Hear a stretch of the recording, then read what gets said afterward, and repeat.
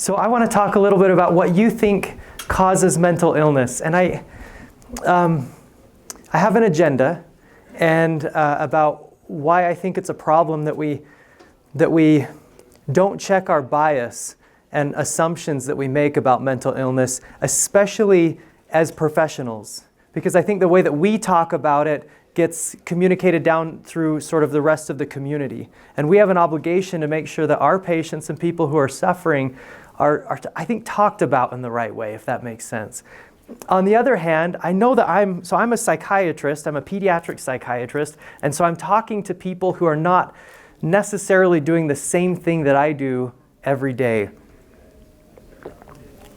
And I'm really nervous about being maybe too basic or off touch. And so my hope is that I can get done quick enough and we can have a good enough time together that maybe we could even just do question and answer. If anyone came and said, hey, Q&A with a psychiatrist sounds interesting, we could do that at the end for any question. So Utah's mental health system, I wanted to start with this because anywhere you choose to look in the news or in the world, people are concerned about mental health, and it's especially true for Utah. How many people here live in Utah, just so I know, versus outsiders? Okay, so in August of 2019, which was just recently, the Kem Gardner Research Institute at the University of Utah came out with this publication. I don't know if you've heard about it. And it got everybody talking and everybody nervous, but it was titled The State of Mental Health Care in Utah. And it was abysmal. They ranked Utah 51st in adult mental health services. They included Washington, D.C. And so we were 51st in mental health services and access. 1 in 5 adults experience poor mental health. Suicide is the leading cause of death in 10 to 24-year-olds. 15% of males and 28% of females aged 15 to 17 reported, this is a self-report, seriously considering suicide at some point in the 12 months. In fact, we have this data from schools. This is called the SHARP data, the Student Health and Risk Prevention data. And every other year in schools, you get screened in terms of risk factors and different kinds of mental health measures. And this is over time. 2011, 13, 15, and 17, they asked this question that you'll recognize as a pretty good screening question for depression. During the past 12 months, did you ever feel so sad or hopeless almost every day for 2 weeks or more in a row that you stopped doing some usual activities? 25% of students, 6th, 8th, 10th, 12th graders said yes. Okay, so if you're like any reasonable person, you go, why? Why is it increasing? How are we even defining mental illness? I think cynical people look at that data from the Kem Gardner Institute and say, well, how could you people be calling all these people depressed? That's a really high number, and they get critical of how we're defining it. How will we ever find enough professionals to meet the need for those who are suffering? Part of my agenda today is to try to convince you, if you're not already a believer, that those are all the wrong question.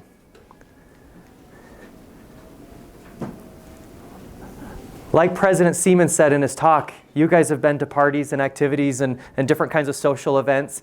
Everybody runs up to me when they hear I was a child psychiatrist and they want to talk about this. Why are we seeing so much anxiety, so much depression? Why are suicide rates going up? And usually, there are some people that really want to know what I think, but it appears that most people want to run a theory by me that they already have. And it's things like schools, isn't it the schools or the educational system? In Utah County, we like to blame BYU for everything because they set this impossible bar and we all say, oh my gosh, they're making the kids crazy trying to get into BYU. Cell phones, how many think that or have heard that? It's cell phones, it's social media, it's technology. These darn millennials, they don't know how to look up when they're walking. Religious communities take a little bit of blame. Altitude, we hear about altitude hypothesis and things like that. What else am I missing? What do you hear? Pornography. Yeah, interesting. I have a lot of parents that bring kids in and they say, I know the depression and anxiety and they're meeting all these symptoms and they're struggling and they're suicidal, but we really think the root cause is this pornography problem. Just the way parenting styles have changed, like being overprotective. Parents, yes. In 300 years in psychology, we haven't stopped blaming parents, right? Parents.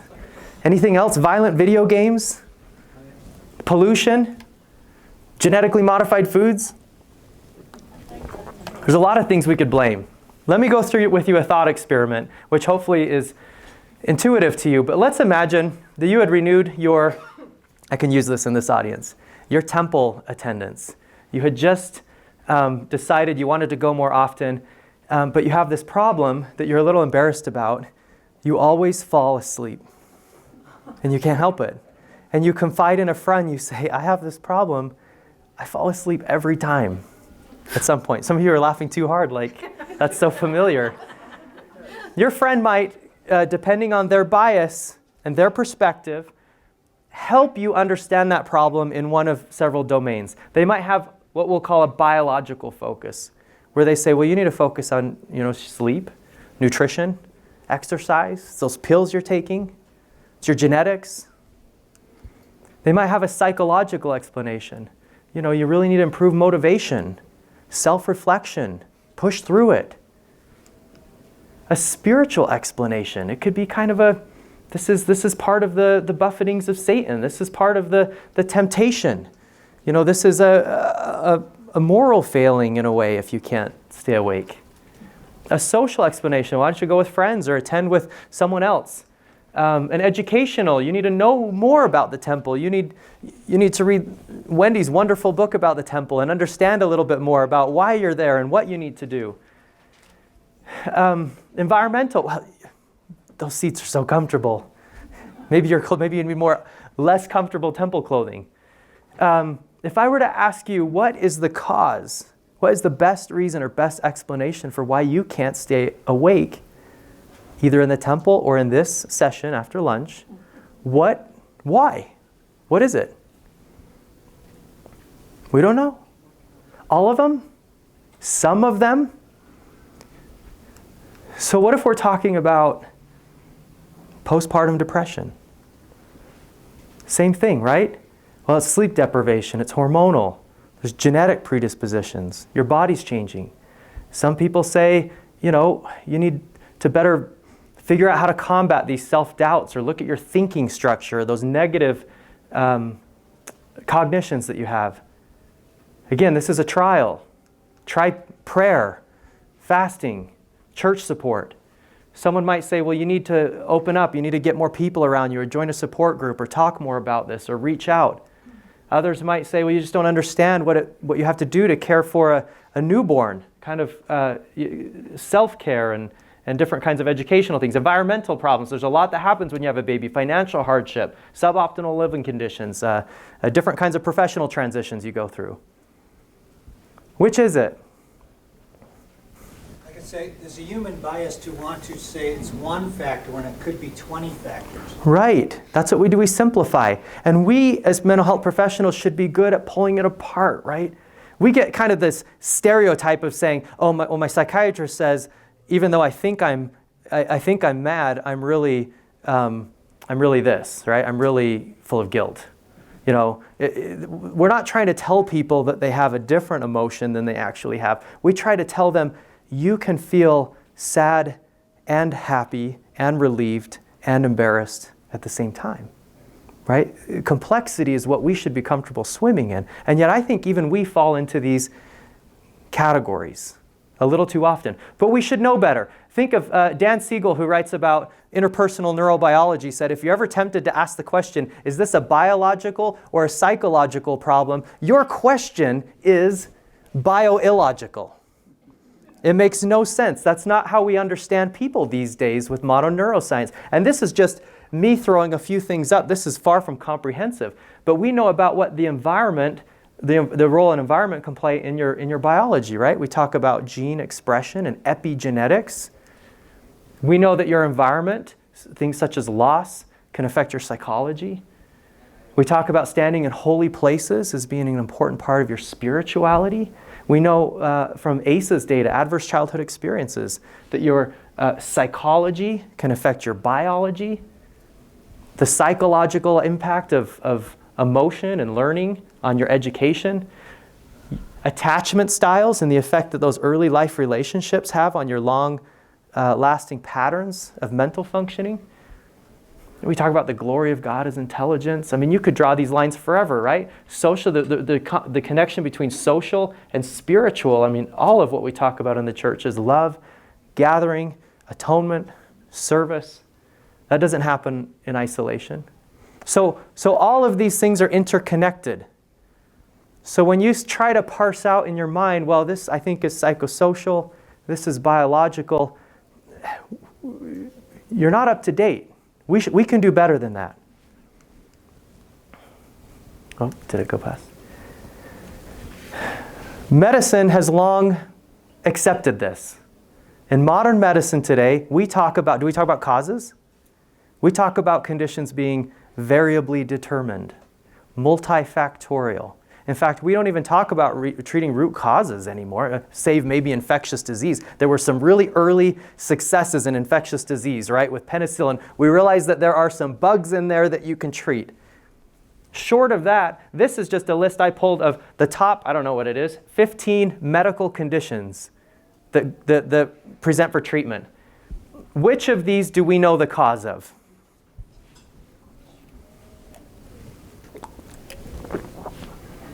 As far as I know, none of them. None of them. We talk about risk factors. We talk about minimizing impact. We talk about treatment, improving quality of life. But I don't know why you developed epilepsy or Parkinson's or multiple sclerosis. Just like I don't know why you may have developed depression, postpartum depression, or why you're sleeping through the temple. And I'm going to concede, not only is it hard for me to know, but I actually don't think that it's helpful. I actually don't think that it's important to know. But we get this, right? Because we're mental health professionals. And the DSM is clearly and apologetically, actually, they're sorry that this is the way it is, an atheoretical, categorical diagnostic structure. Meaning it's not based in deep theory. It's not based on things that we can find in your body. It's based on how do we categorize these treatment clusters in order to sort of study, make sense of them, and also provide treatment. Please, thanks for... Aren't we trying to identify cause so we know how to intervene? Hold that question. Ask it again at the end and we'll see if I've covered it. The DSM discusses risk factors, does not mention causation. We use words like formulation, biopsychosocial, multi-axial. Why do we do that? Because I think as mental health professionals we've appreciated that it's complicated. And while we talk of certain disorders, bipolar, schizophrenia, OCD, ADHD, as associated with high familial risk, twin studies are not definitive. They have methodological flaws. There's evidence-based psychotherapies to treat schizophrenia, right? And so it's not, can we track genetics? Are there interesting studies? Do we have concordance in twin studies that try to give us percentages? Yes. Do we ultimately know what causes mental illness? No. But apparently mental health professionals don't always appreciate this. This was a study that was done in 2009 where they polled mental health professionals. And they asked about different diagnoses, bulimia, adjustment, alcohol abuse, bipolar, it says retardation, intellectual disability, we say now, schizophrenia. And what was interesting about this is not only do clinicians have and demonstrate a bias that we all think, oh, schizophrenia, that's really biological. Narcissistic personality disorder, psychosocial. That we tend to put these things in categories. Not only was that significant, but I think what's more significant and a little bit sad to me is that the study also showed a high correlation between recommending medications for illness felt to be largely biological and psychotherapy for largely psychosocial illness. Now, why do I think that that's sad? Because not only are we saying, well, schizophrenia is a biological problem, but we miss the opportunity to do what I think probably most of us recognize, really important psychotherapy, because too many of us are saying, well, that's a medication thing. Or maybe we're missing the role of medicines as a useful tool to conditions that maybe we perceive of as psychosocial. That's just one problem. I want to get to what I think are some others. As I say, I worked with people with schizophrenia for about 30 years, and we totally ignore the environment that those folks have to live in. Yeah. And it's awful. And do they ever get better if you totally ignore the environment? Not many. Yeah, if by better you mean they're not hallucinating as often, sure, we can get a long ways with medicines. But that doesn't necessarily improve their quality of life. I get pushed back a lot about postpartum depression. Are there clearly biological aspects to that? Yes. Do medicines seem to work even a little better for that patient population than for other kinds of depression? Yes. But how important is it for someone who's struggling with postpartum depression to feel the safety that can come with a relationship with a therapist or somebody else to say and express things about their identity changing, the way that they feel about their child, that some days they feel like hurting this little child? How therapeutic and how helpful is it for them to be able to talk through that? And I think we're not doing them a service by saying, well, this is in your biology, it runs in your genes, it's all about hormones, here's a medicine. Okay, are biological explanations beneficial to patients? I'm just going to propose some reasons why maybe it's not. There's something called genetic essentialism. If you have a mental disorder, you're categorically dissimilar from so-called normal individuals, right? Because for you it's biological. It's something very different. And I think we risk something about validation here by appreciating that part of the human experience. And the self-compassion therapy, you guys have heard about this, Kristen Neff stuff, where she says this idea of feeling pain and connecting with the human race as you experience that pain is really powerful. But if we're overly biological in our explanation, it makes them feel like they're categorically different, that what they're going through is different, that they're not normal. And I work with teenagers, and do you know what the biggest fear that it seems like they all have? To not be normal. I have to be really careful about them. And so I find it's more helpful to come in and try to think about validating the complexity of their experience. Prognostic pessimism, the perception that disorders are relatively permanent if they're biological, and you risk ruining hope. Helplessness of natural caring systems. Others may see those with mental disorders as unpredictable or dangerous. You see relationships and marriages and such that really struggle because, well, it's the bipolar. It's the bipolar disorder. It's the thing that's in the room that isn't part of the integrated person or self. It's this biological genetic problem that's just intruding in our life. And you can, I think, damage connection. And then dehumanization. People are machines, cells, currents. This is where I point the finger around, right? I think psychiatrists are the worst at this. Dehumanization. It's just molecules. And you get in the way of empathy. In fact, people have studied that. Effects of biological explanations for mental disorders on clinicians' empathy. Where clinicians felt when they had primarily a biological perspective or predominantly a biological perspective, their empathy for the patient decreased. Isn't that interesting? Because sometimes we think we're letting people off the hook. We think we're helping them by saying, well, there's nothing you could have done about this.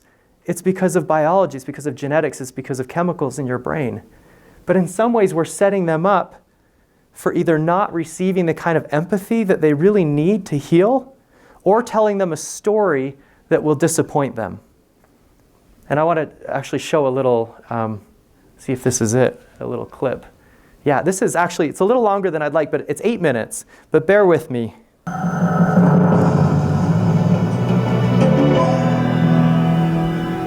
This is Johann Hari. He wrote a book called Lost Connections, which I actually really like and recommend. For a really long time, I had two mysteries that were hanging over me. I didn't understand them, and to be honest, I was quite afraid to look into them. The first mystery was, I'm 40 years old, and all throughout my lifetime, year after year, serious depression and anxiety have risen in the United States, in Britain, and across the Western world. And I wanted to understand why. Why is this happening to us? Why is it that with each year that passes, more and more of us are finding it harder to get through the day? And I wanted to understand this because of a more personal mystery. When I was a teenager, I remember going to my doctor and explaining that I had this feeling like pain was leaking out of me. I couldn't control it, I didn't understand why it was happening, I felt quite ashamed of it. And my doctor told me a story that I now realise was well-intentioned, but quite oversimplified. Not totally wrong. My doctor said, well, we know why people get like this. Some people just naturally get a chemical imbalance in their heads. You're clearly one of them. All we need to do is give you some drugs that will get your chemical balance back to normal. So I started taking a drug called Paxil or Seroxat. It's the same thing with different names in different countries. And I felt much better. I got a real boost. But not very long afterwards, this feeling of pain started to come back. So I was given higher and higher doses until for 13 years I was taking the maximum possible dose that you're legally allowed to take. And for a lot of those 13 years, and pretty much all the time by the end, I was still in a lot of pain. And I started asking myself, well, what's going on here? Because you're doing everything you're told to do by the story that's dominating the culture. Why do you still feel like this? So to get to the bottom of these two mysteries, for a book that I've written, I ended up going on a big journey all over the world. I've travelled over 40,000 miles. I wanted to sit with the leading experts in the world about what causes depression and anxiety, and crucially, what solves them. And people who've come through depression and anxiety and out the other side in all sorts of ways. And I learned a huge amount from the amazing people I got to know along the way. But I think at the heart of what I learned is, so far, we have scientific evidence for 9 different causes of depression and anxiety. 2 of them are indeed in our biology. Your genes can make you more sensitive to these problems, though they don't write your destiny. And there are real brain changes that can happen when you become depressed that can make it harder to get out. But most of the factors that have been proven to cause depression and anxiety are not in our biology. They're factors in the way we live. And once you understand them, it opens up a very different set of solutions that should be offered to people alongside the option of chemical antidepressants. For example, if you're lonely, you're more likely to become depressed. If when you go to work, you don't have any control over your job, you've just got to do what you're told, you're more likely to become depressed. If you very rarely get out into the natural world, you're more likely to become depressed. And one thing unites a lot of the causes of depression and anxiety that I learned about. Not all of them, but a lot of them. Everyone here knows you've all got natural physical needs, right? Obviously, you need food, you need water, you need shelter, you need clean air. If I took those things away from you, you'd all be in real trouble real fast. But at the same time, every human being has natural psychological needs. You need to feel you belong. You need to feel your life has meaning and purpose. You need to feel that people see you and value you. You need to feel you've got a future that makes sense. And this culture we built is good at lots of things. And many things are better than in the past. I'm glad to be alive today. But we've been getting less and less good at meeting these deep, underlying psychological needs. And it's not the only thing that's going on, but I think it's the key reason why this crisis keeps rising and rising. And I found this really hard to absorb. I really wrestled with the idea of shifting from thinking of my depression as, just a problem in my brain to one with many causes, including many in the way we're living.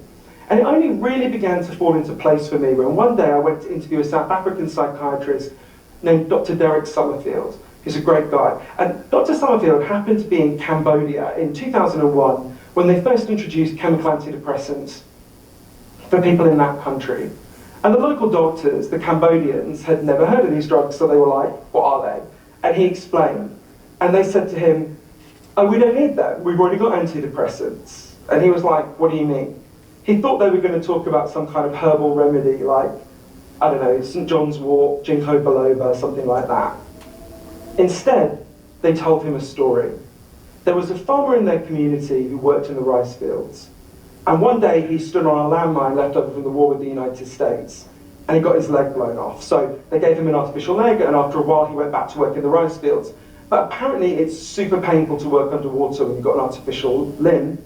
And I'm guessing it was pretty traumatic to go back and work in the field where he got blown up. The guy started to cry all day.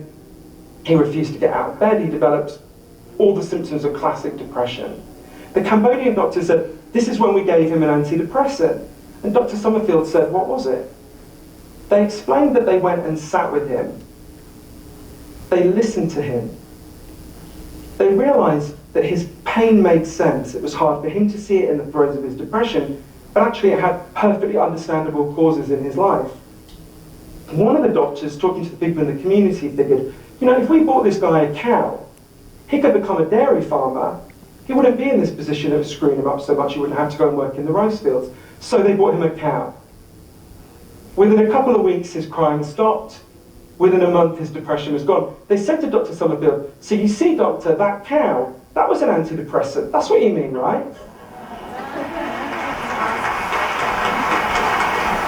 If you've been raised to think about depression the way I was, and most of the people here were, that sounds like a bad joke, right? I went to my doctor for an antidepressant, she gave me a cow. But what those Cambodian doctors knew intuitively, based on this individual unscientific anecdote, is what the leading medical body in the world, the World Health Organization, has been trying to tell us for years, based on the best scientific evidence.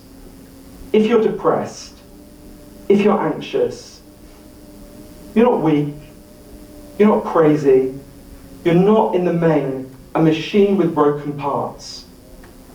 You're a human being with unmet needs. And it's just as important to think here about what those Cambodian doctors and the World Health Organization are not saying. They did not say to this farmer, hey buddy, you need to pull yourself together. It's your job to figure out and fix this problem on your own. On the contrary, what they said is, we're here as a group to pull together with you, so together we can figure out and fix this problem.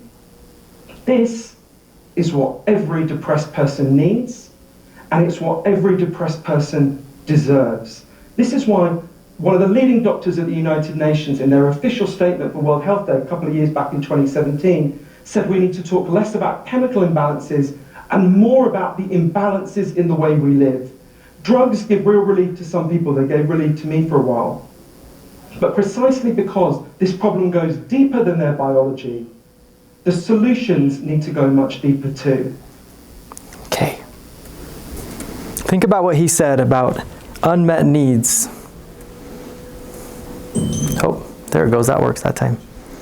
I want to just do, as we're talking about biology, I just felt this is like a soapbox. If there's a soapbox up here, I'll just stand on it really quickly because I felt like this is worth talking about. There's a lot of talk in the community about pharmacogenomic tests. You can get a test before you take any medication to tell you which medicine will work for you. And I want to make sure that we're clear about where these stand in traditional medicine. The American Psychiatric Association in 2018, at present there are insufficient data to support the widespread use of combinatorial pharmacogenetics testing in clinical practice. The American Academy of Child and Adolescent Psychiatry, these tests are not yet ready for routine care. The CDC from 2017, many genetic tests are developed on the basis of limited scientific information and may not yet provide valid or useful results to individuals who are tested. However, many genetic tests are being marketed prematurely to the public through the internet, TV, and other media. The FDA, this is a warning letter that they wrote in 2018, consumer warning. The relationship between DNA variations and the effectiveness of antidepressant medications has never been established. And changes made in a patient's medications based on these tests could, quote, potentially lead to patient harm. And then this was just April 2019. This was a letter they wrote to one of the companies, Innova Genomics. The FDA is concerned that the clinical validity of your MediMap tests has not been established for their intended uses. Specifically, we are unaware of data establishing the relationships between genotypes assessed by your tests and your assertions regarding drug response for multiple drugs. Given these issues, these tests pose significant public health concerns. Now,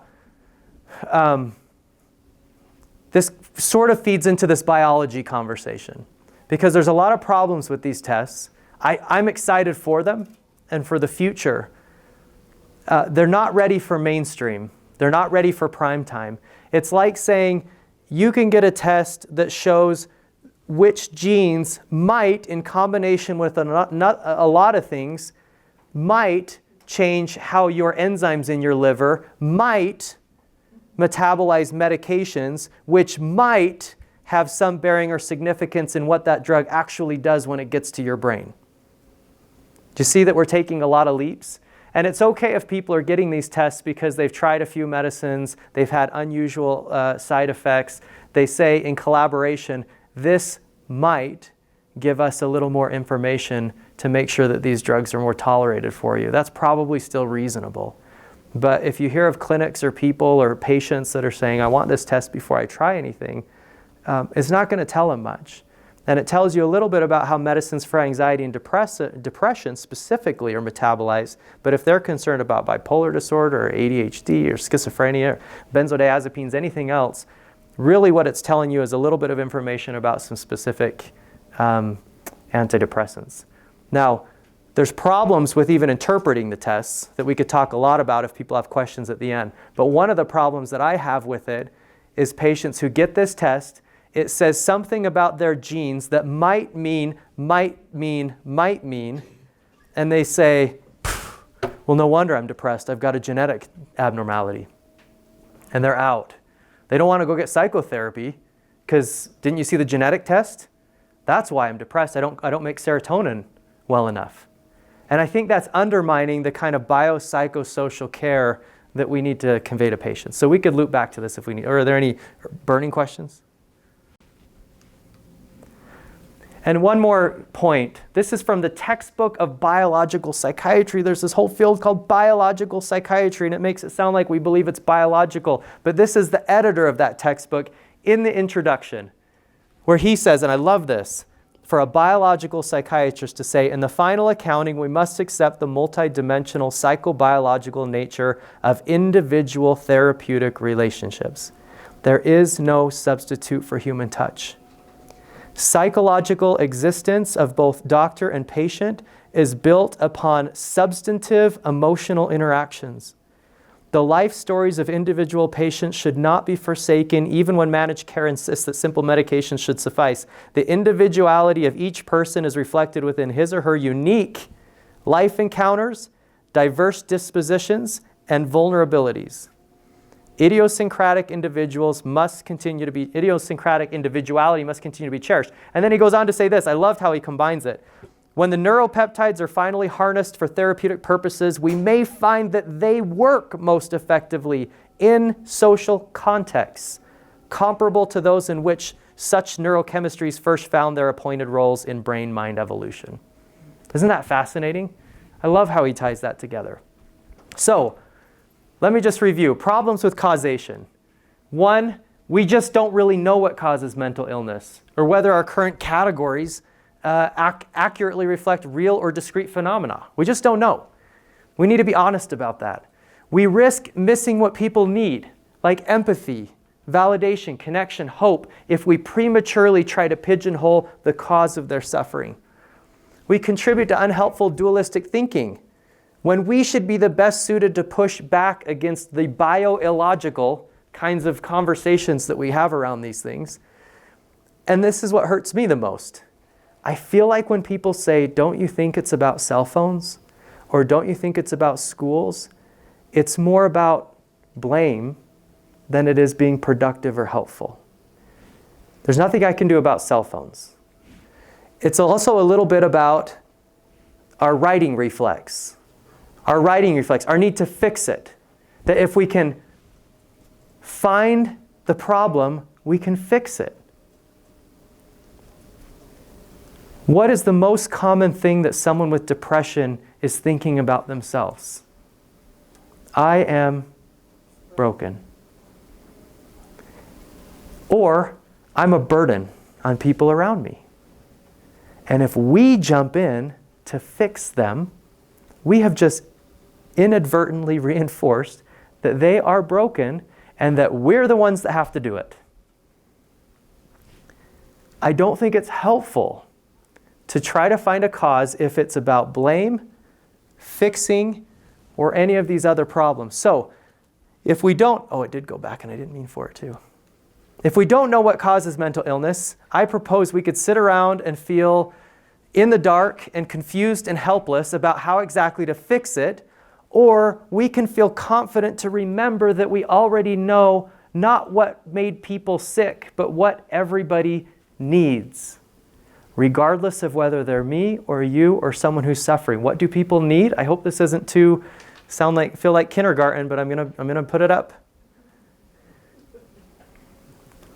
Maslow's hierarchy It took me, I look young, I know I've been 10 years a psychiatrist. I've been coming to this meeting for 7 years. That surprised me when I thought about it. And the longer that I do this, the more I think, gosh, that's really smart. We go too quickly through Maslow's hierarchy. We know what people need. They need, at their base, physical needs. Their physical needs cared for. Have you ever had one of those days where, I have these days where I go, oh, I'm so overwhelmed and so stressed that I don't know what I'm doing. I don't know if we should sell our house or live somewhere else, or I should get a different job, or maybe I need a different career, and I'm questioning everything that I'm doing in my life. And then I go to bed and I wake up the next morning and I go, oh, never mind, I'm fine. I was just tired. Do you guys have those days? My wife is fond of saying, I think the worst advice that I got before we got married was you should never go to bed angry. Because after like 2 years of marriage, she said, when I'm angry, my most important need is to go to bed. And sometimes when people are depressed, we forget that they don't necessarily even need love or conversation or therapy or support. They need a meal or a nap or some sort of basic physical need. We need to attend. And even as we talk about when people come in really dysregulated, I've heard this in this meeting, what do? Just sit and just be embodied for a moment, right? Just feel your body. Reconnect with the physicalness of you. Let's start somewhere.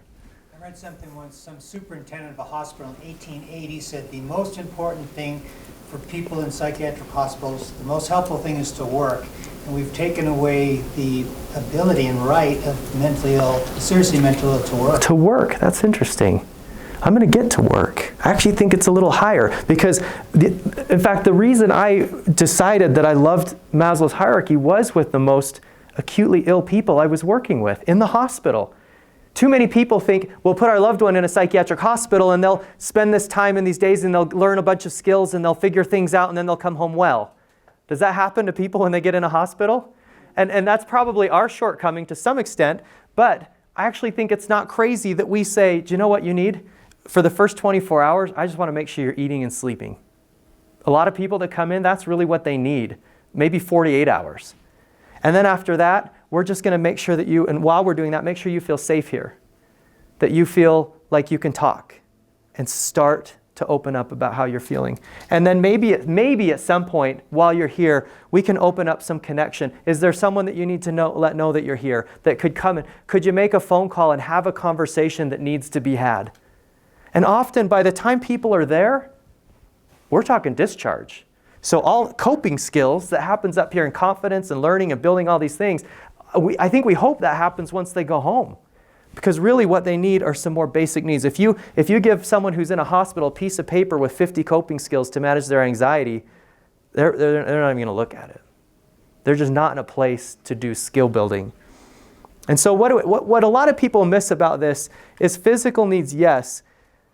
These are psychological needs, and I think safety is really unappreciated. We live in a first world country, so kids are safe. But I tell parents, are your kids emotionally safe to talk? Do they feel like they can talk to you? I tell parents to pretend you put duct tape over your mouth. Because the best way to help people feel safe to talk is to listen. Safe to explore, to try new things. We have this culture where you do this and then you do this and here's the milestones and you have to check the boxes and sometimes a kid gets an idea, well, I kind of wondered if I could do this other thing. And that doesn't necessarily feel safe. Safe to separate. Safe to fail. Do people feel safe to fail? Because we have to normalize that to some extent. Did you guys ever see that show? My favorite, I have a bunch of kids, so I love all these Disney shows, but Meet the Robinsons, have you seen Meet the Robinsons? Anyone? A few of you? There's this little Lewis that goes back in time to the Robinsons, and they need this inventor because they have a peanut butter and jelly sandwich maker that's failed them. And he says, I can fix it, and he goes in and he tries to fix it, and then they try to use it, and it explodes, and there's peanut butter and jelly everywhere. And he's this orphan who's really sensitive, and he's immediately, you can see it on his face, demoralized. And this cute family all looks at each other and goes, you failed. When you fail, you learn. And he kind of, had to take a moment. But imagine what it would be like if people grew up in those environments where you failed, you tried, You exerted some vulnerability. You put yourself out there. You can't fail unless you're vulnerable.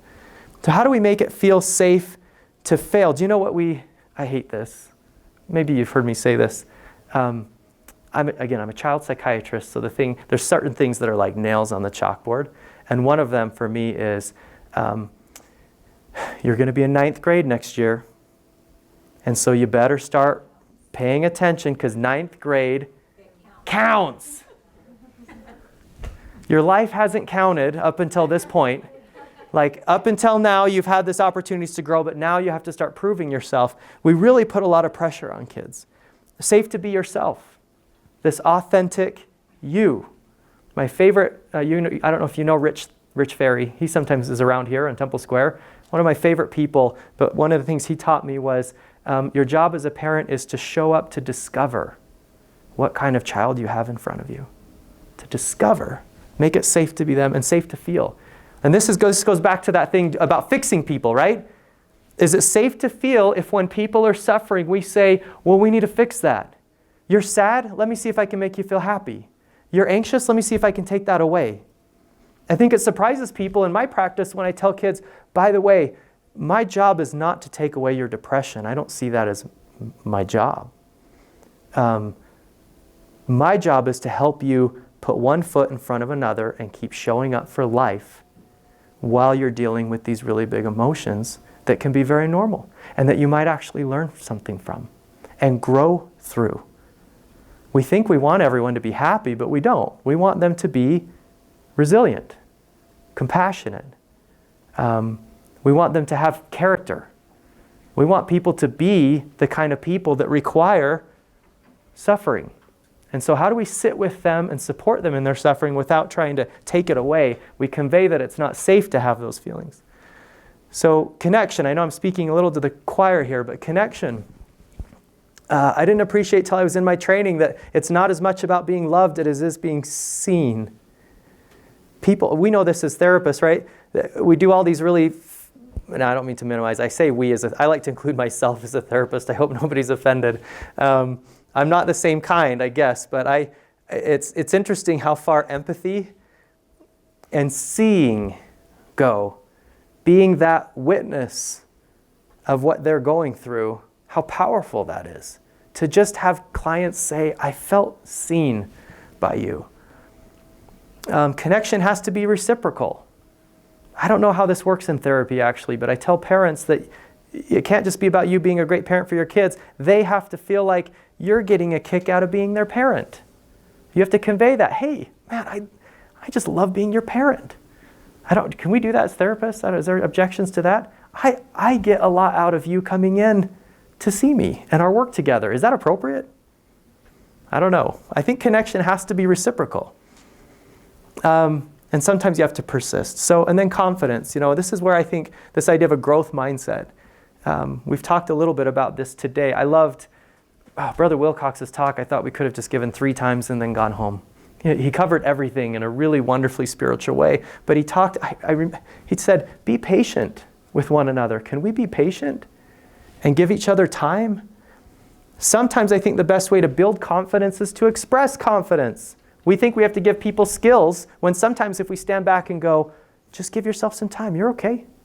You got this. You don't have to figure all this out right now. You know what? Especially adults. We know, this is what Brother Siemens just said, life does not always go like you plan. We know that we've been to Holland in our own lives. We've had more life experience, and yet we turn around to young people and we say, what's your plan? You have to have a plan. And I feel like they're the ones who are feeling burdened by expectations and school and life and their friends, and they're comparing themselves about where everyone else is compared to where they are. And I wish we could be the adults in the room to come in and say, just be patient. You're fine. I know the kind of person you are. You're fine. So we can express confidence. There's a lot of ways to build confidence. I submit that Maslow's hierarchy is what we do already in really sophisticated ways. We have different ways to try to help people feel safe and connected and to build their confidence, but it's kind of what we're already doing. The cool thing about this too is I actually think this hierarchy represents resilience. Do I dare summarize the research on resilience?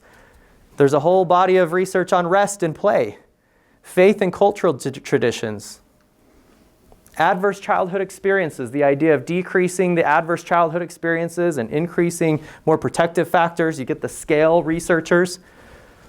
The people at Harvard say positive supportive relationships with an adult are the scaffolding of resilience in kids.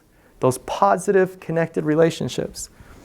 There's this idea of locus of control, the internal or external locus of control. Do you feel like you get to be, the captain on your life's ship? Or do you feel like you're just being tossed around in the water? And then perception or growth mindset. In my mind, these line up. Physical needs, safety, connection, and this idea that you have power and the ability to make a difference in your life and to grow. We could be teaching needs at the same time we're teaching resilience. And every parent wants to know, how do we motivate people?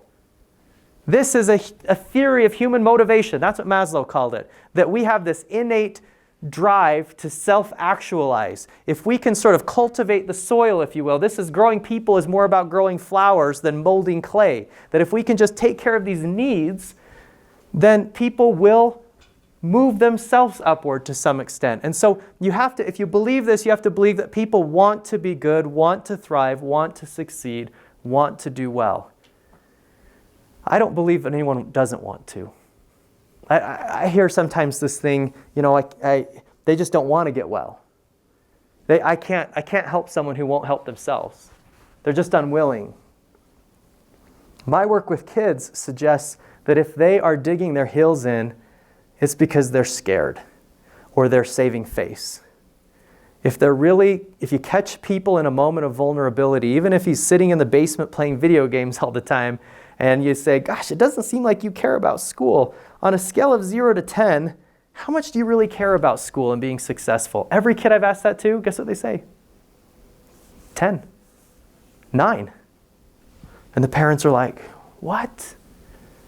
But they're just not showing up because they don't feel safe enough or vulnerable enough to try. They don't feel that connection and that support. They're withering under expectations or feeling the lack of confidence or crisis of confidence. I think you have to believe. So words like lazy, unmotivated, manipulative, I just don't think that's helpful.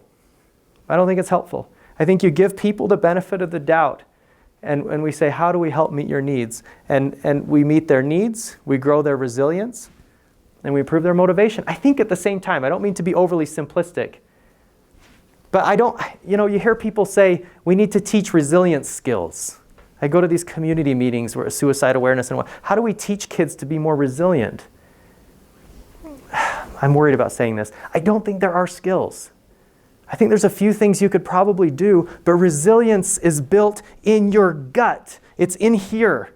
It's growing up and feeling in your environment and your natural caring systems safety and connection, and that these needs are met. And if we can meet people's needs, they will thrive. So, again, I think you're doing it already. When I see new patients, guess what? I go through this. Developmental and medical history. I want to know about genetic and biological contributions. I want to know how they're sleeping, eating, things like that. I assume you're the same. We want to know about adverse childhood experiences, trauma, anxiety. We want to know about the quality and range of their relationships, the durations. And we want to know what their interests, hobbies, strengths, metaphors for achievement, their sense of competency. Isn't that an evaluation? I think we're doing that anyway. But this simple little pyramid gives us a framework that we can then give to, I know I'm not teaching you guys anything, but we can give to our clients. We can give to families. We can give to the community. We don't have to add to the confusion about mental health. We can say, I don't know what's causing it. I don't know necessarily a lot of things about this diagnosis or that diagnosis. I prefer not even to get into the jargon if we can help it. But I know what your child needs. I know what people need. And who's the best person to respond to someone's needs? Is it a professional all the time? Sometimes. But in most cases, it could be that person next to them. And I want to give some examples of what that could look like if I don't run out of time. I guess they gave me the long block here. I think we're doing this anyway. Oh, this is a little stretch break. You can stand up if you'd like. Have you guys seen Princess and the Frog? This is so great if it works. Oh, let's see. So this is summarizing my message here, if you want to stand up for just a minute. Y'all figure out what we Listen to your mama now. It's just like you said, Mama Odie. We need to be human. Look like. Y'all ain't got to say you was wrong with. You can stand up, stretch, you can dance. We ain't got What do you want? What do you need? But you don't have to stand up or dance if you prefer to sit. No matter what you look like, don't matter what you wear. Come in the ring, you got on your finger. We ain't Is there anyone who's never seen this? Oh, come on. I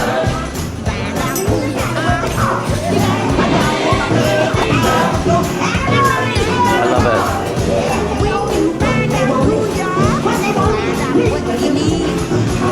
Is this like your patients? They know what they need. They know what they want.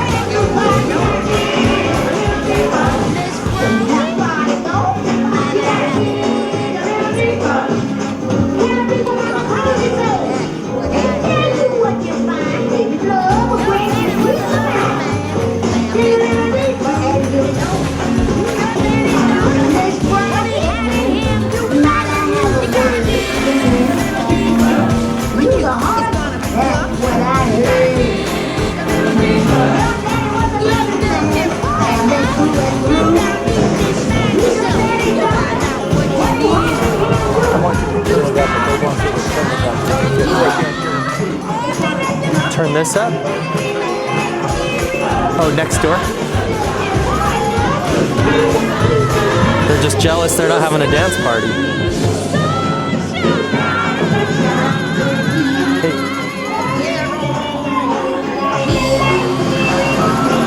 Brother Siemens, I have no control over the volume.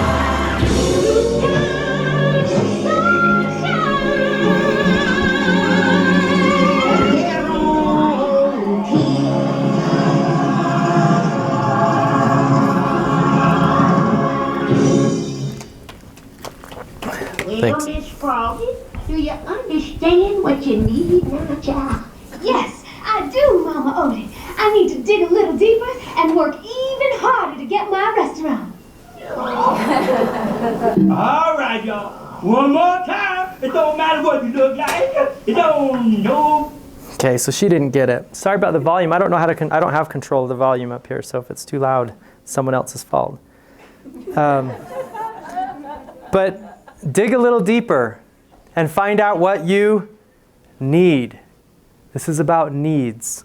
I actually think I want to say a couple of things about, I guess, the rest of the week. We had this wonderful conversation. So actually a teenager come up and asked me one time, so it doesn't matter at all what's causing it? Like, what if my friend comes and says, well, this is what's causing my depression. I shouldn't even listen? Like, that doesn't matter? What do you think? Does it matter? I think it doesn't matter for us. I don't think it matters in terms of our intervention, in terms of how we're going to help people. But does it matter to let somebody tell their story in their words, with their perspective, with their explanations, with their own meaning making about why they are the way they are? Why? It does matter, right? Why? Well, it seems like if they have an idea of what is causing it for them, they're identifying a need. Maybe they're helping identify a need. Yeah, that gives you some information about where they're at with their needs. Any other thoughts? Perception is reality. That's their reality. That's where you need to start, right? Yeah. Well, I mean, what do you mean? That's where you need to start? As a therapist, where would you kind of go from that? Well, you want to meet them where they're at and figure that out, right? And then you have a baseline to go forward. Kind of where to go forward. Do you know what I think that baseline is? Safety. That's what because it's not, I don't think you're listening to their story because you are a detective trying to figure out what the problem is. I hope you're not doing that because I don't think you'll be as effective as if you're listening to their story for empathy. For empathy. Because you are showing to them that it's safe to talk and you're going to do your darndest to stand in their shoes, to feel their emotions, to see out of their eyes, because that's healing in and of itself. That is the work that we do, I think, is really sophisticated, really difficult. We talked in the mindfulness class the other day about how do you become that lake? How do you improve your ability to hold suffering? I think that's why we're therapists, because we can do empathy, we can hold that. But I hope it's just to convey safety and not to be taking notes as, oh, you should have done this, or you should have, I think, oh, I can see where you went wrong there. We can do better than that, I think. I like Maslow's hierarchy because it's recognizable. People remember it. We've said a lot of good things today. There's really a lot of great books you can read. People will read a self-help book or listen to some YouTube videos or an Audible or something. And then when it comes to their life and it gets complicated, and like Brother Seaman said, we know this as well as anyone, how hard it is to put theory into practice in our own lives. But you go home and you think, oh, what did Brene Brown say about that thing? Or what was the mantra? Or how exactly did they put that? I'm supposed to do this and this and this. I think this is saying the same thing that everyone else is saying, but you can hold it up at home. Someone can just go, oh, safety, physical safety. Go, okay, right now I think I'm just going to forget about that and work on safety.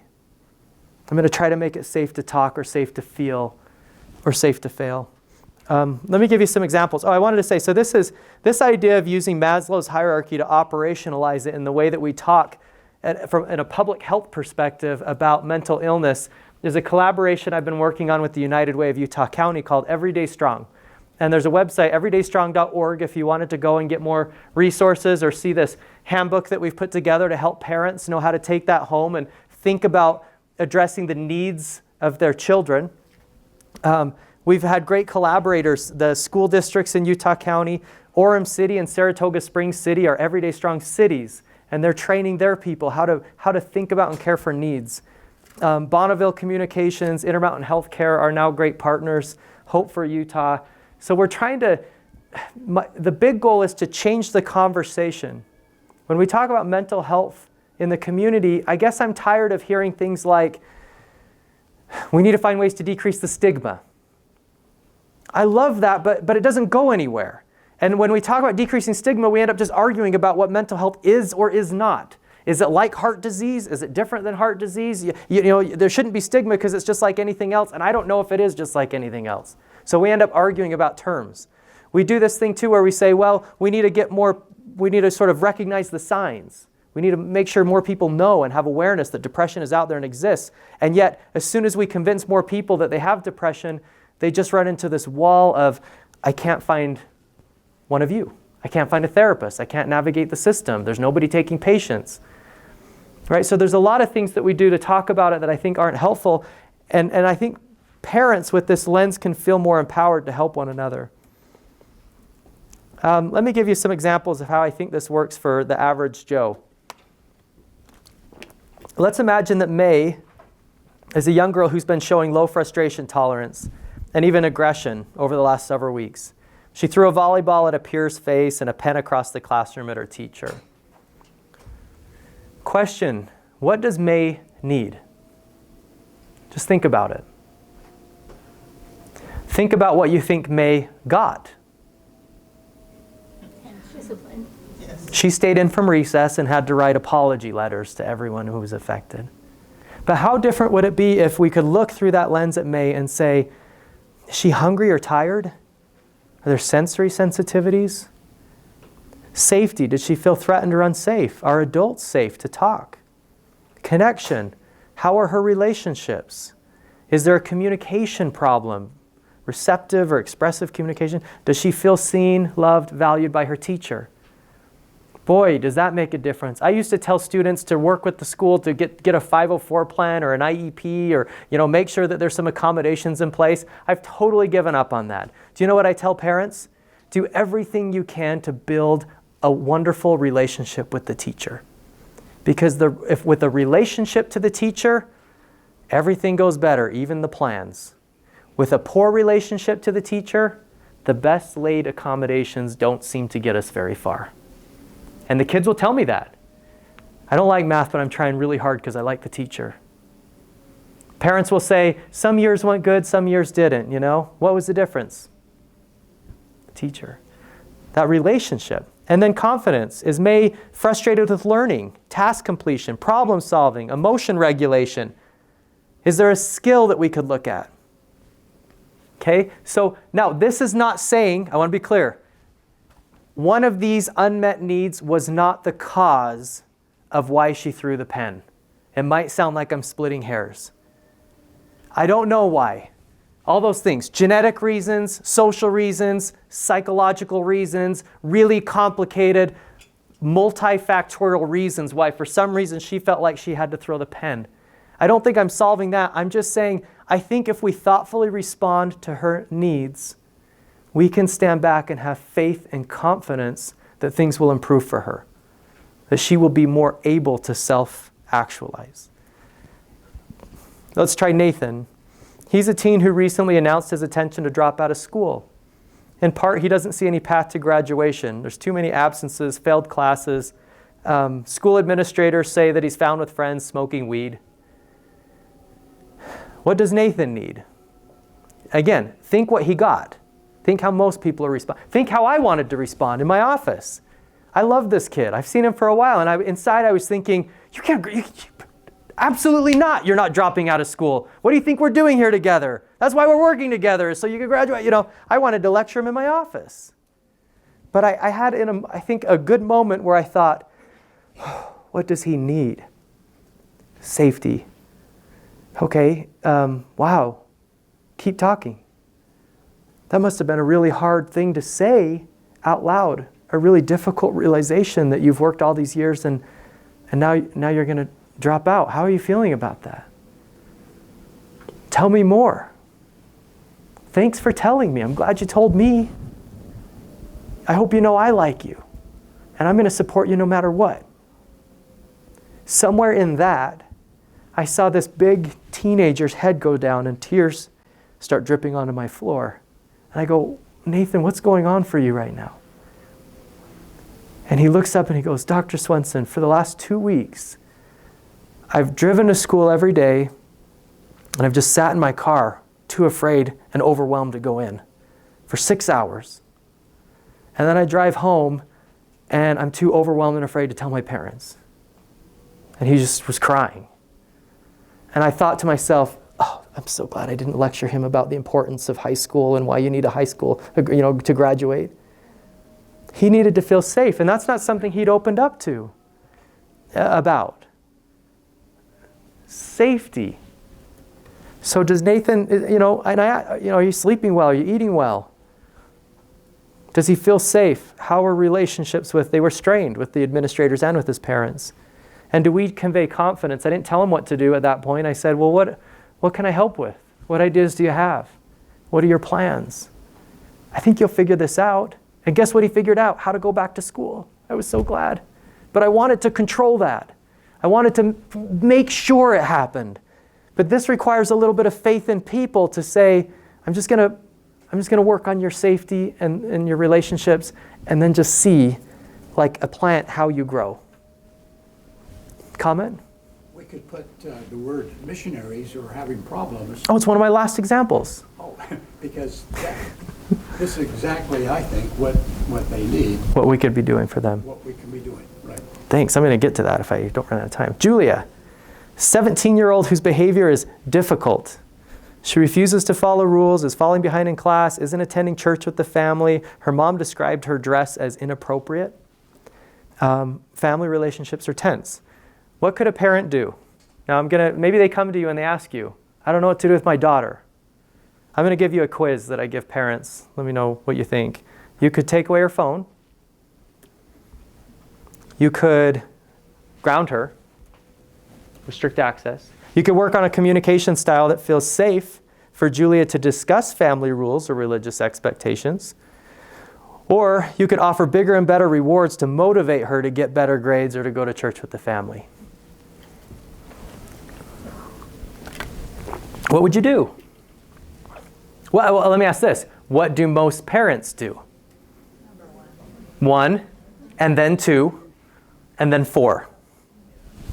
Rewards and punishments don't work with children anymore. Well, are you being sarcastic? Because I agree with that. Yeah, okay, and I'm going to come back to that. I think there's a role, and I'm going to talk about rewards and punishments, but notice in Maslow's hierarchy, you're not focused on that. You're focused on meeting needs and having faith that they self-actualize. There is a role in that confidence building rung, right? When we're building skills and confidence and in a collaborative way, we say, would it be helpful to you if we put together kind of a system or maybe some rewards or some extra incentives? And in a collaborative way, you maybe build that into things that you're working on. But if a kid like this, if you say, well, if you assume that it's school, right? And you take away her phone and you ground her, think of that pyramid for a minute. You're worried about confidence and competence, which is the top rung, school, and you have just pulled the rug on what's right underneath it. Connection. She has no access to her friends. You took away her social pipeline, which is her phone, and she's probably mad at you. And I'm not saying to parents you can't take away phones or ground people. I mean, there are consequences for breaking rules can exist. But if you're not thoughtful about it and what your kid needs, no person is going to perform to their greatest in school if they're feeling isolated or lonely. You know, I heard somebody say once, when did we start to believe that making people feel worse will make them perform better? Comment? Question? Kind of similar to this idea of looking at needs. Last school year, one of my twin sons, who was in second grade, was really struggling. So we're like, oh my gosh, let's get into therapy, let's get a medication. Yeah. I'm getting a little emotional just because it was a hard year. But he was very interested in contortion, if you can imagine this, learning how to, move his body. We found a circus school, and he does the aerial silks. Yeah. And we are not having any behavioral problems, not on medication. He's not in therapy. This is his therapy, is being able to kind of work hard. He goes, about 3 or 4 hours a week, and it's been amazing. It's been an amazing transformation for me to see how something can be, give confidence.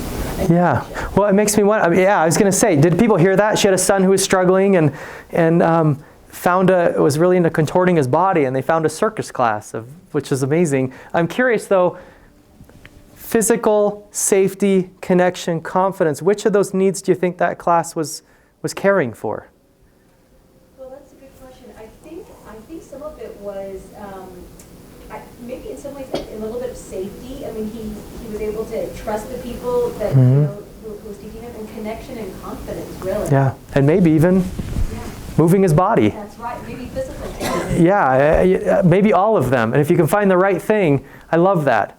But I do think we have to be careful with rewards and consequences. You can punish somebody or reward somebody to an extent, but it's not going to last long. Parents come in and I have an example, but I just admire them because they've tried so much. They have these sophisticated and expensive behavioral plans that they've worked with their kids, and we have rewards and bucks and a store, and these are the expectations, and it's written out, and it worked for a while, but it's just not working anymore. We tried everything, and then they come in and they've tried everything, and it's the plan that wasn't working rather than addressing maybe some underlying things like the relationship. Yeah, if the relationship is tense, no great plan will work. You guys know this, we talk about connect and redirect. We all say that, I think, right? That's not me. Connect and redirect. I think all the time in my own home how amazing it is. Video games are a problem, right? And again, this is the pyramid. Connect and then competence. But we ask kids to turn off the games.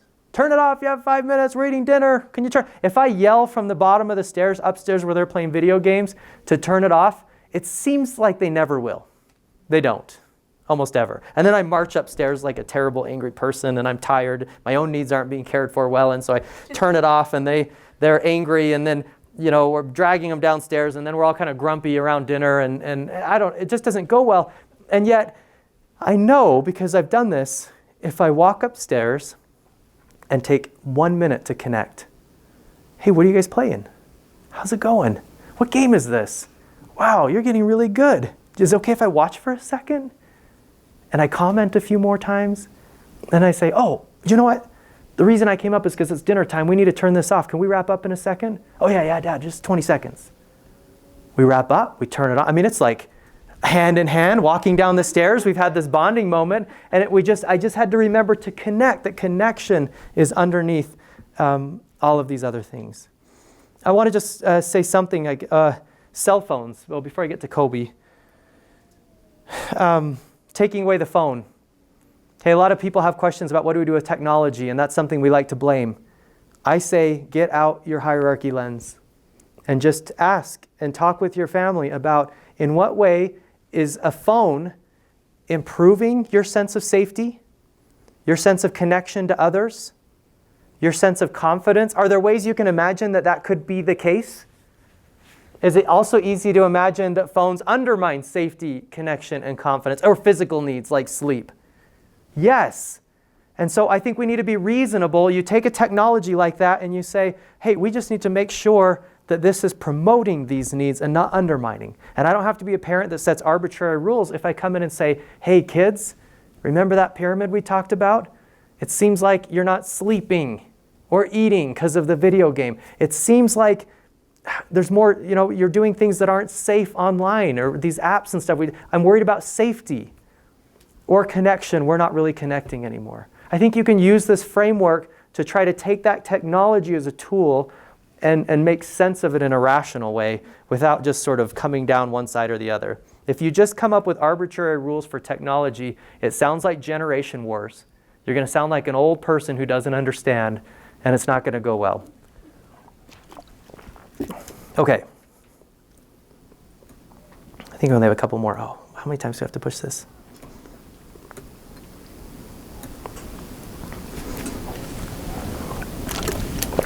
Kobe's 18. He's a little estranged from his family, but he lives at home. He tells you he feels isolated, lacks meaning in his life, has been having suicidal thoughts, and is demoralized by a porn addiction. What does Kobe need? What does he need?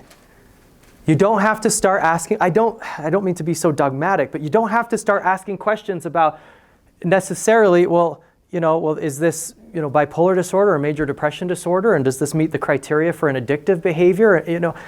Maybe at some point that's appropriate. But in the moment that a vulnerable person has opened up to you and said things like, I'm wanting to die, or I'm viewing pornography, that's pretty vulnerable.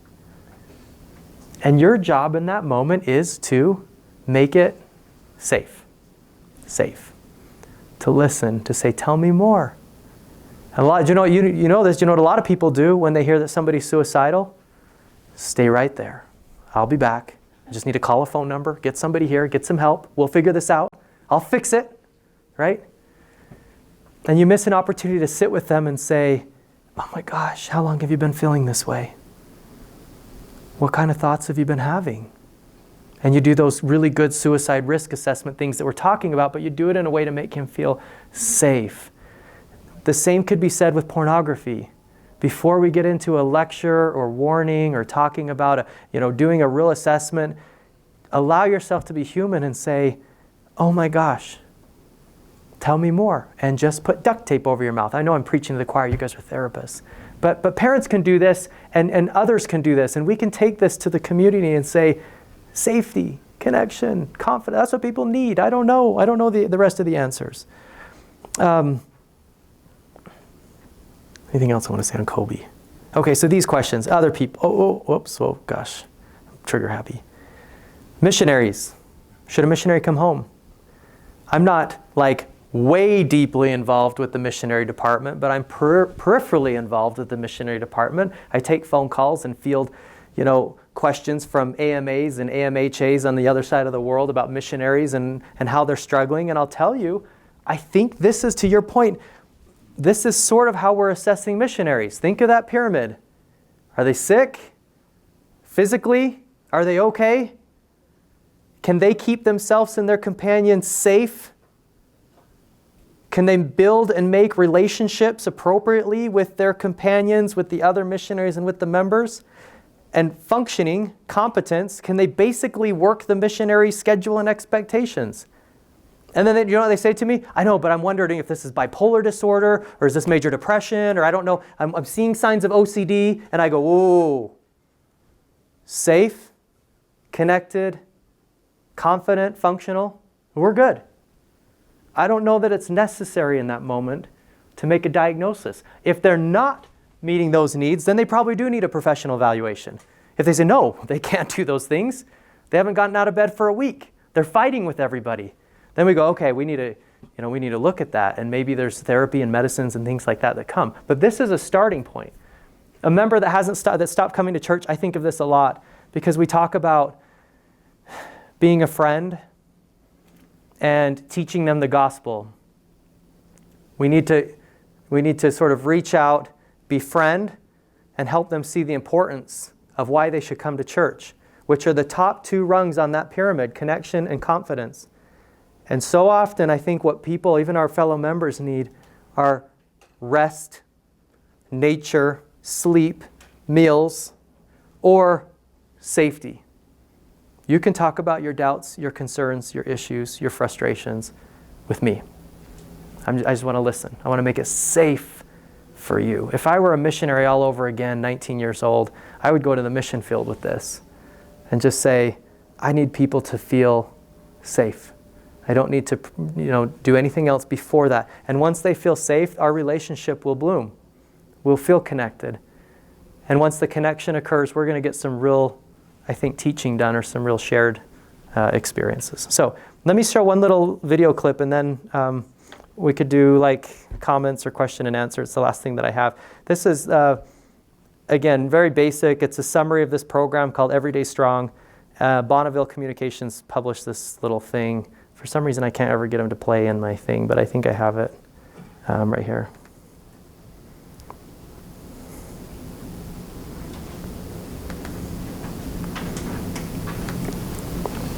I'm a reasonably strong person too, so you're the first group of professionals that I've talked about this to, and I think I'm willing and able to take feedback, even if it's critical. If you watch this video and you're going, oh man, these psychiatrists just don't get it.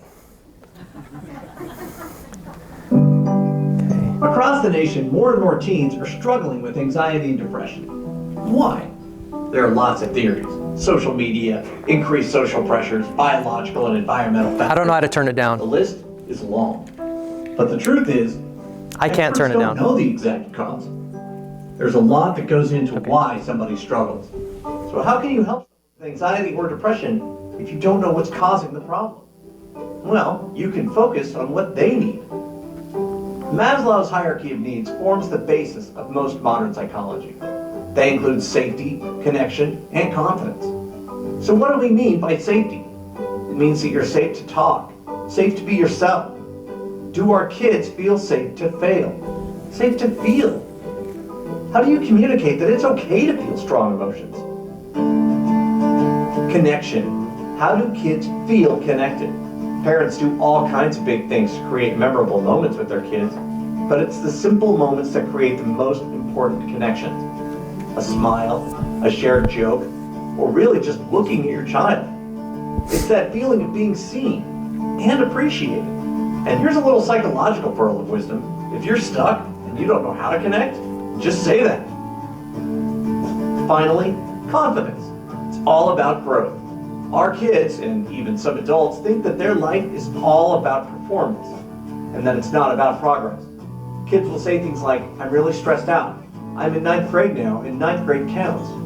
They feel they've already become who they're going to become, and from now on, everything they do is going to be measured, and there's no opportunity to grow. Sometimes the best way to help a child feel confident is to express confidence. Say things like, "You've got this. You'll figure this out.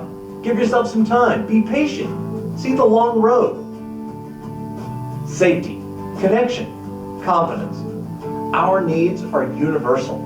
So instead of looking at anxiety and depression as a problem that needs to be solved by figuring out what's wrong with the world, what's wrong in society, stop and see the person standing in front of you. Figure out what they need.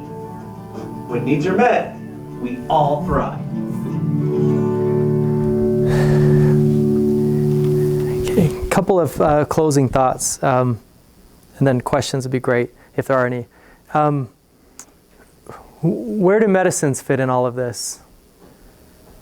I take the approach that it's one tool that could be helpful in you moving forward feeling safe, connected, and confident.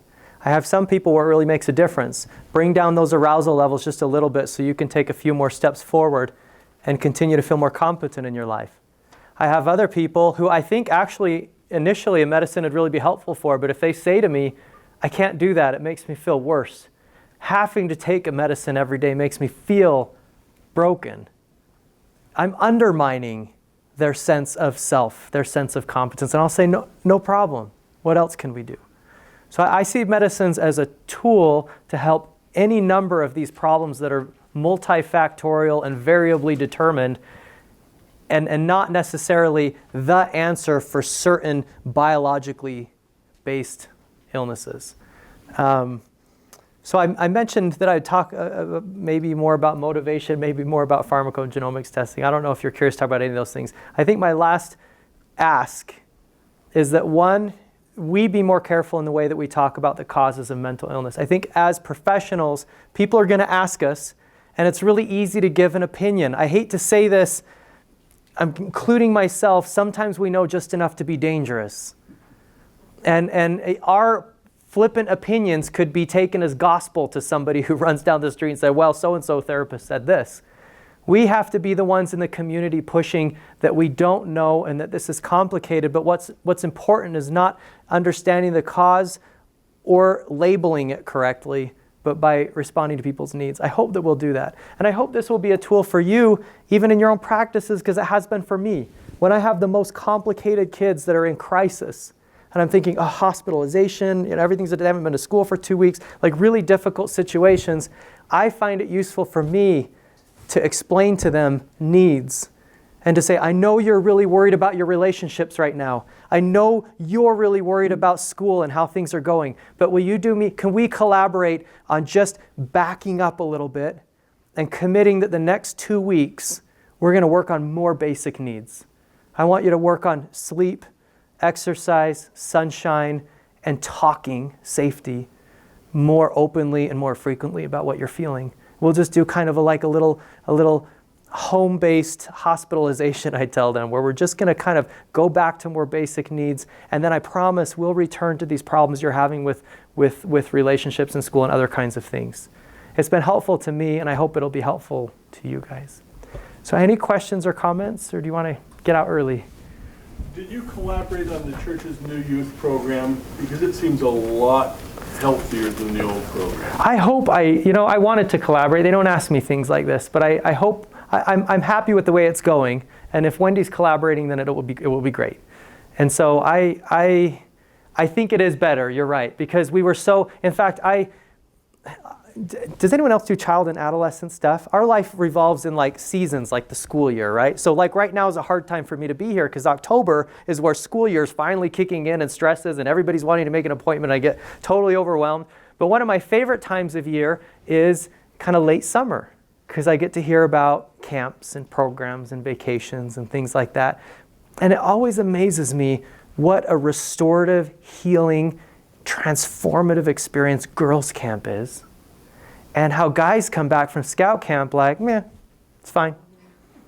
And I've wondered about that, and I do think to some extent it's because girls' camp has a way of building and caring for, I like the word caring for, safety and connection, whereas boys tend to get really confidence, competence oriented, the merit badges and the passing off, and can you do this and your skills and can you pack? And I wish that, I don't know how the youth program is going to go, but I hope that we're pulling it back a little bit and it's not all just competence or confidence building, but we're finding a ways to sort of build those other needs. I hope. I haven't looked at it that closely, so I'm nervous about commenting. I have a client who I worked with for several months, and he was really working hard. I mean, he was working so hard, but he still was just stressed about everything. And I think there were some OCD tendencies, and so finally I just recommended he go and see a doctor about some medications. And he wasn't open to that in the beginning, but he wanted to make progress, so he opened himself up to that, and he went.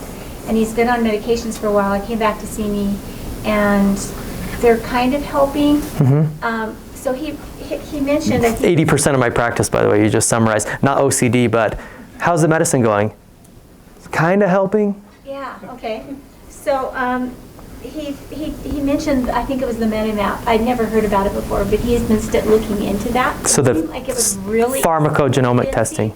Extremely expensive. Yeah, it depends on his insurance, the company. You know, they got a lot of traction because they got Medicare to cover that test for a while. United Healthcare is now jumping on board with stipulations, a lot of paperwork, things like that. And so when you say what's the cost, there's different companies and different payment models and different insurance companies. It was several $1,000s. Yeah, they try to bill your insurance company about $4,000. But then they'll try to negotiate, you know, for you, it won't be any more than $300 or $400. That's how our healthcare system works. By the way, shout out for understanding the healthcare system. How many people know that a medicine will cost different at different pharmacies? Okay, most patients don't know that. Literally, I prescribe 3 or 4 different medicines that you can buy out of pocket for $35 at one pharmacy, $215 down the street.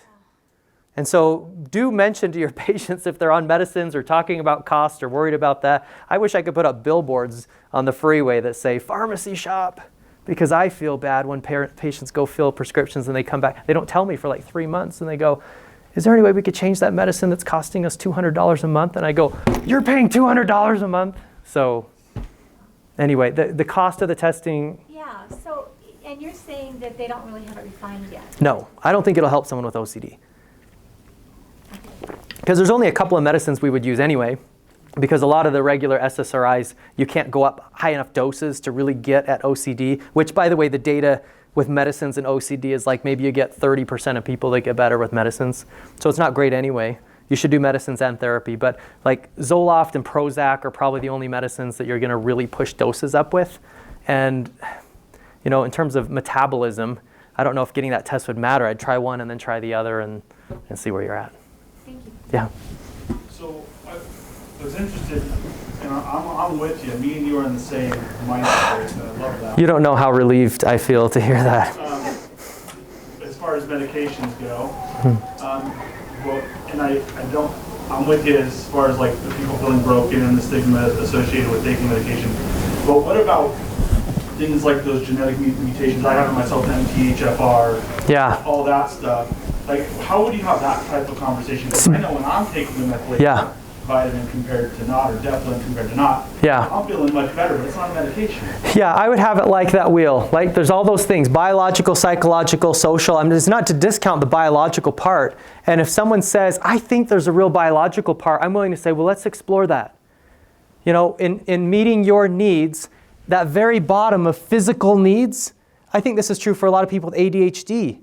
It might be a physical need for you to be on medicine, you know, in terms of what we know in terms of efficacy of ADHD and those kinds of things. But I try not to say, well, it's because of your biology and because it's heritable and genetic and we just know you're going to have to be on this medicine because it's your biology and your destiny. I think there's a fine line there somewhere. So, and that's a good example with that folate, you know, MFTHR, because there's a handful of people that will say, oh, I realized that I had this genetic variant and I got on this methylfolate and I felt a lot better. I can tell you I've had 10 or 15 or 20 people who have been on methylfolate and got no better. And then there's a wide spectrum of how many of those specific sub-enzymes are defective, right? So there's a couple of different things that they're looking at for that particular enzyme. There's 2 of them, and then you get 1 from each parent. And so you can be heterozygous and homozygous, and you don't know if you have 1 defective enzyme, whether that makes a difference or not, and whether it's worth, $60 a month for the medicine. So I think to answer your question, I say let's talk about your needs, and let's think about medicines as a tool. And I think it might be helpful to try this or to try that, but I really am cautious and pushing back hard if I sense that the patient's getting over-focused on the medicines or my biology. Lots of clients have been tested for it. Yeah, so sadly. I feel like it's medicine. The other half are actually like, oh my gosh, I'm not taking medicine, I'm just taking a nutrient.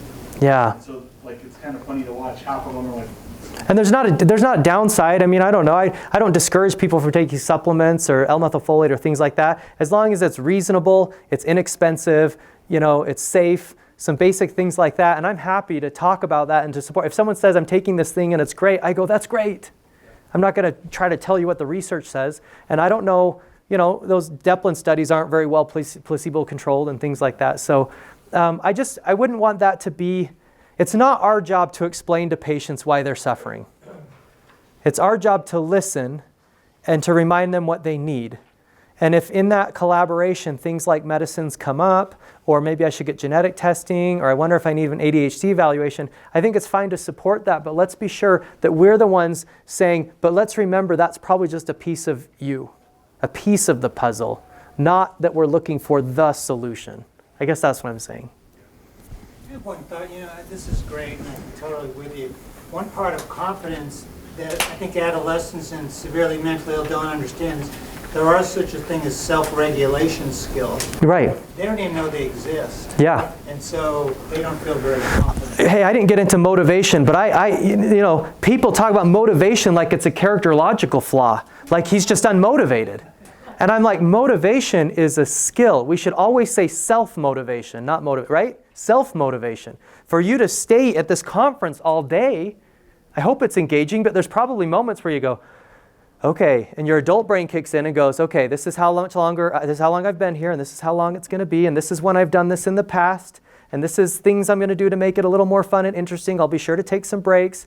1, 2, 3, go. You can do this. There's like 9 different cognitive skills about remembering past successes, planning, timing, self-motivation, self-talk, reward pathways, anticipating how you will feel when you're done. That's a really cognitive, executive functional skill, right? So when parents say, well, my kid's unmotivated, I want to say, well, so you mean they lack the really developmentally complicated skill of emotional, or cognitive self-motivation. Because it's hard. It's hard for any of us. If I go home tonight and I'm exhausted, and I look at my house and there's dishes all over, and I go, I do not want to do the dishes tonight. Would it be fair for my spouse to say, you're so unmotivated? Right? I'm exhausted. And if I do it in that moment, I have to initiate all of those pretty adult, pretty sophisticated brain powers to make myself do things that are hard. And that is in confidence. But you need to build that, not stand back and assume people aren't motivated and give rewards and consequences, right? As if that's going to help. I think, in fact, it's so sad how it undermines sometimes. Imagine you're trying to hit a baseball, right? And people go, well, you're just not motivated enough. So we're going to cheer. We need more people. Come on, Matt, you can do it. And then someone stands in the outfield, like parents do with grades or whatever. They hold up a $100 bill. If you hit it this time, we'll give you $100. And someone else says, if you miss it, we're going to throw baseballs at your legs. And you're like, okay, I got the rewards, the consequences, and the motive. You're here, but I still might miss, right? Because I just can't. There's skills involved. And the tragedy is, if I miss, all of those efforts to help me be motivated have made things worse. Because I leave feeling like I let everybody down, I embarrassed myself, I lost out on $100, I'm limping because I got hit with the ball. And so this idea of motivation techniques fixing things, I think we need to push back on. Okay, it looks like maybe I'm out of time. Thank you guys so much for your attention. Enjoy the rest of your day.